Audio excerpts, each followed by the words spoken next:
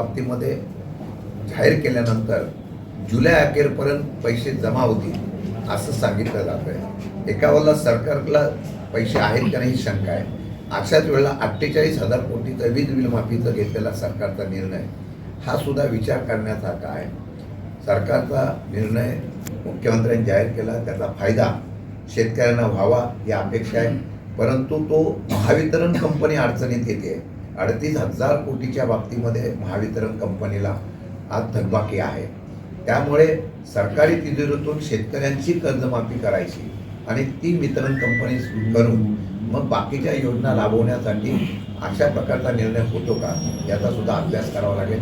कारण आता सौर ऊर्जेला फार मोठी गती देण्याचा प्रयत्न केला जातो. खाजगी कंपन्यांना सौर ऊर्जेसाठी सरकारी जमीन दिल्या जातात. अशा प्रकारचे वेगवेगळे प्रकारचे निर्णय आहेत. एखादा केंद्राचा आणि राज्याचा निर्णय जो दिला जातो त्याच्यामधला हेतू त्यांचा काय हा नंतर कळतो.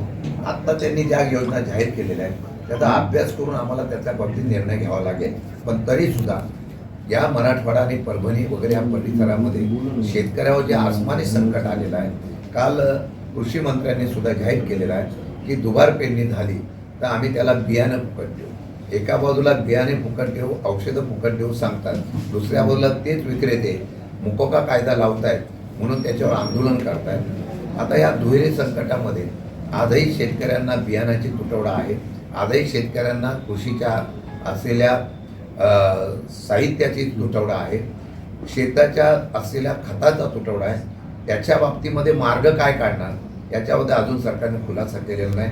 प्रत्यक्ष शेतकऱ्यांच्या पदरामध्ये ज्यावेळा ह्या लाभ मिळेल त्यावेळा त्याचा विचार निश्चितपणाने करण्याच्या बाबतीत मला शेतकरी विचार करेल. नाही तर फक्त आश्वासन देऊन हा बळीराजा बाहेर निघेल अशी शक्यता नसल्यामुळे राष्ट्रवादी शरदचंद्र पवार पक्षाच्या वतीने येत्या काही दिवसात आजच आम्ही ही बैठक झाल्यानंतर स्मार्ट मीटरच्या बाबतीमध्ये लोकांमध्ये प्रचंड नाराजगी आहे.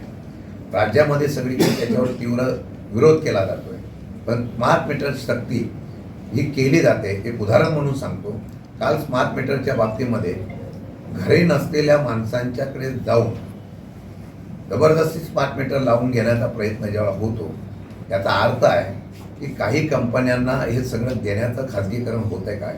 म्हणून याला विरोध करण्यासाठी ही बैठक आमची संपल्यानंतर, मेळावा संपल्यानंतर आम्ही MSEB कार्यालयावर जातो आहे आणि परभणीला सुद्धा आम्ही स्मार्ट मीटरचा विरोध जो शेतकऱ्यांचा आहे त्याची आवाज सव्य अशा प्रकारची बिलं लावली जातात. एका बाजूला तुम्ही पैसे देता आणि दुसऱ्या बाजूला मोफत वीज देण्याच्या बाबतीमध्ये आश्वासन देता आणि तिसऱ्या बाजूला ते पैसे इतर याच्यातून काढण्याचा प्रयत्न होतोय. अशी नाराजी असल्यामुळे त्याचा आवाज सुद्धा आम्ही उठवणार आहोत.